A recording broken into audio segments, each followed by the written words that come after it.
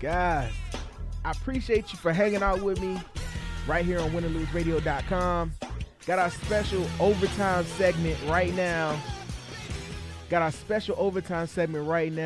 I'm going to bring in my special guest right here on the line, Mr. Dee Shaw of 3 Black Geeks and Wrestle Corner on Facebook. D, what's up, bro? Man, life. What's up, man?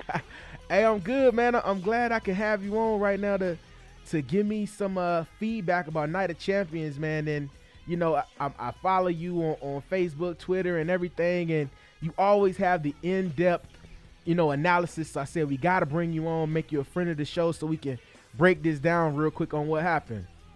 All right, no problem, man. You know, I'm glad to get it. Hey, man, so look, answer this for me in one word. How did you feel about Night of Champions last night? Decent. Unenthusiastic, just decent. Got you. Decent. You know, not to really go into it, just a lot of it didn't make me hop up and say awesome. There were a lot of good moments, but decent. Decent. So, and that's not what you expect out of a pay-per-view. Like, normally, pay-per-views in the past, they were kind of a culmination of, you know, things that have been happening for months, and it culminates all at the pay-per-view where, you know, something big happens. And last night, even for me, I think that's a great word you selected, decent. It just didn't give you that pop, you know? Well, the reason why is because when you're in between, when you're always in between the big four in WWE, which is SummerSlam, Survivor Series, Royal Rumble, and of course WrestleMania, you get these parts where you're waiting for either the gimmicky pay-per-view, like what is Money in the Bank. You're looking for one of those, and me personally, I like TLC. Is always good. I like gimmicky pay-per-views, but the thing about it is you're going to get these slumps. And for some reason, everybody expects Raw and every storyline to be just going. They're going to get these slumps where it's like, I'm trying. And as much as I try to grade WWE on a curve, I still get ticked off at the way it's written sometimes, the way it's paced sometimes. And even when somebody has a belt, sometimes I look at it like, really? You know that? You're making money off that? You know, whatever. So you get these weird times in WWE where it just feels like it's just going slow. Where I'm like, well, okay, that's going to lead to something new. Right. Well, let me ask you, with the man called Sting coming back last night again and fighting Seth Rollins, man. First of all, man, how do you feel about Sting? First of all, being in WWE. I mean, I never could have fathomed. Blew my mind. But then, go ahead, D. Go ahead. I'm sorry. It really blew my mind when he came back because I was like, well, it took too long, first off. Right. And for whatever reason, and that's how you get different people to say their own little opinion, like either Sting's ego was in the way or this or that. And it's just fans being fans, just talking amongst each other.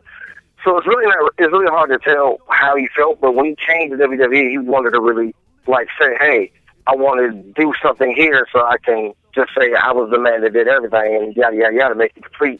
Whatever reason, I didn't care. So when I saw him last year at Survivor Series come out, it was just like, wow, this is actually happening. Right. It's like, you know, it's one thing to think of TNA just like trying to say, hey, Vince, after you, I'm still over here having fun. But then when he's like, all right, Vince, look, I'm going to make you some money, dog. That's where it gets funny, you know what I mean? And then last night, like, it's hard to watch him and The Undertaker. Like, it's hard to watch both of those guys wrestle because they don't have the same, you know, move set that they had previously. It looks hard and cumbersome for them to do things, and Sting was taking spots off announce tables, and I was just like, man, he really trying to go for it. I mean, the thing is that Sting, when he was in TNA, he did benefit off of some good guys that wrestled over there. That was like Kurt Angle. As much as I don't like to give him credit, he had a good match with Steiner. Yeah. He had really good matches with AJ Styles. Yeah. He actually stayed in shape, and even with his little beef he had with Jeff Hardy, yeah, he was still in shape. The problem was you can tell that Sting was getting old. you know what I mean, just getting slower. And like you said, the moveset just gets different. And all of a sudden, you're finding out, well, Sting can still go, just don't hurt him. And I think Steph hurt him. And that's really happened. Steph hurt him, and Steph threw him into the turnbuckle. If you didn't hear about it, he threw him in the turnbuckle. And when he collapsed in the middle of the ring, that really happened. Here's the thing. I really actually enjoyed that match. I would probably say that's the match of the night, but I haven't seen, I'm just going to be really honest with you, there are only 2 matches I haven't seen yet, but the way it sounds, that might be my match of the night. I didn't see all of John and Seth. When I seen of it, I really, really, really liked it. So there's going to be either one of the 2. I feel like for as much flack as Cena gets, and I'll be the first one to tell you, I give him a lot of flack, but Cena's a performer, and he really busts his hump in the ring and really sells and pushes these guys over the top. And with that, I mean, Seth Rollins is an athlete, man. He reminds me a little HBK. But with a little, athleticism. But, I mean, I'm cool with that. If the WWE is banking on those 2 guys to still carry it, because I think Cena can still carry it. But Seth Rollins is an athlete, man. What you feel about Seth, man? Man, Seth, I followed him. When I got back into wrestling around about 2009, 2010, Seth Rollins was over at Ring of Honor. He was Tyler Black. Right. And even back then, it was like, this dude's a freak of nature. I can't wait till he goes somewhere higher. And just by, and I'm not going into the story of it, but just by, oh my God, WWE gave him a letter and he said yes off the break. He ended up going to WWE instead of TNA. Right. So, well, whatever. I was waiting for him to get there, and just the fact that there was this big, gigantic, it's not a gigantic leap, but it was like a very impressive leap for Seth Rollins when he first started with the Shield into the following year. It was like, he's gotten so much better. Yeah. And he's so far on our Wrestle Corner rankings, he's number 2 in the world. He was number 1 at one point. So he's in the running. He's basically going to be in the top 3 for Wrestler of the Year. We can do that in December, but still. I love Seth, man. He's awesome, man. But John Cena should be commended for what he's doing. John Cena, he's been in the top 5 for us for almost the last year. He was number 2 for us last year as the most outstanding wrestler, meaning that you have all these awesome 5-star matches. He was number 2 last year for that. So John Cena, the last 2-3 years, ever since he fought CM Punk, he's been awesome. Yeah. I give Cena a lot of flack, but I think Cena's a worker, man, and he's carried the company for a while, man. I love that. But look, I got 2 more questions real quick, and then we'll let you go. How do you feel about New Day? Because I'll tell you, I'll be the first one to tell you. I really, like, when I saw these guys, I was like, I know who they are. But I was like, it's just so, like, it reminded me so much of the PG era stuff that they're doing right now. And it just looks real gimmicky. But those guys are hilarious. They're entertaining to watch, and I love them, man. What you feel about that? I love them, man. I told everybody when they first started, I'm like, okay, y'all, they're going to come out as faces.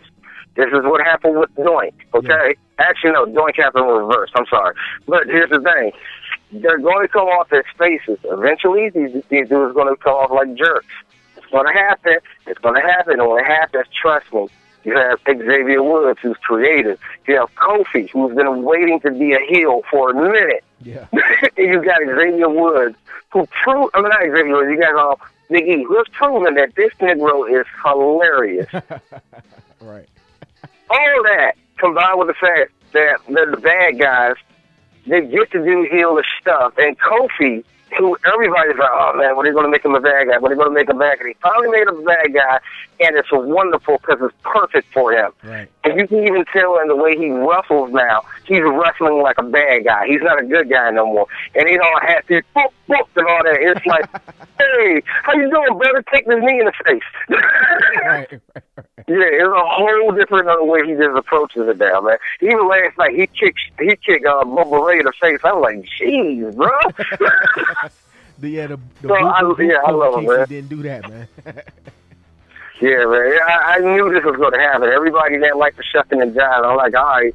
And that's a whole another, topic I'm not even going to go into. Exactly. Oh, my God, it ticked me off. But anyway, I like, just wait, guys. Trust me, you're gonna like it, and you're just gonna forget about it eventually. You're gonna huff and puff for 2 more months, and after that, you're gonna be like, New Day, and was I right? Yes, I was. I told y'all it was gonna happen.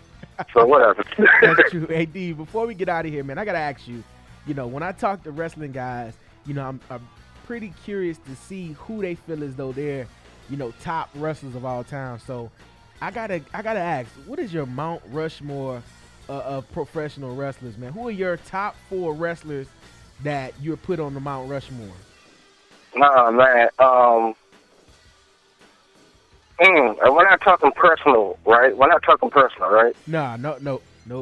Oh, okay, good. That makes it easier. Vince McMahon, Hulk Hogan. You have to put Hulk Hogan on there.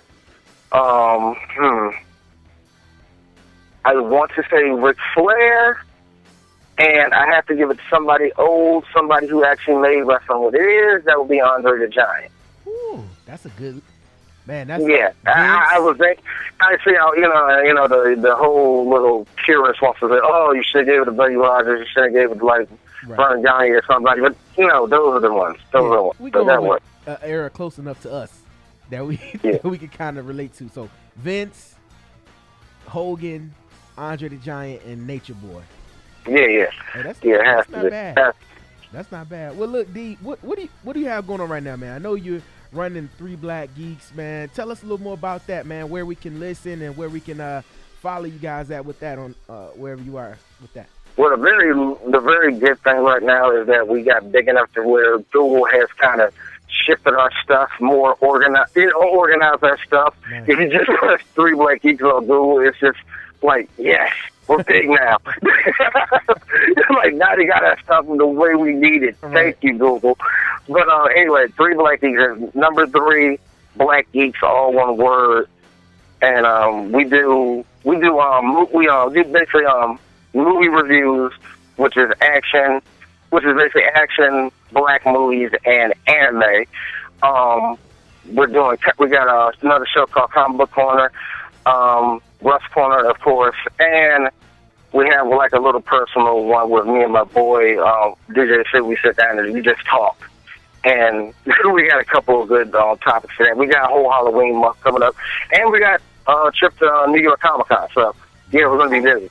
Nice, man. D, look, man, I appreciate you being on the show, man. I think we're going to have to make this a regular thing after some of these big events, man, having you on. Sure. No problem. Yeah, you know, I appreciate it. So, guys, make sure you hit up, Dee Shaw and 3 Black Geeks and Wrestle Corner on Facebook, man, to keep you up to date on everything that's going on with wrestling. And Dee Shaw, man, thank you for being in the building, bro. Man, no problem, bro. Later.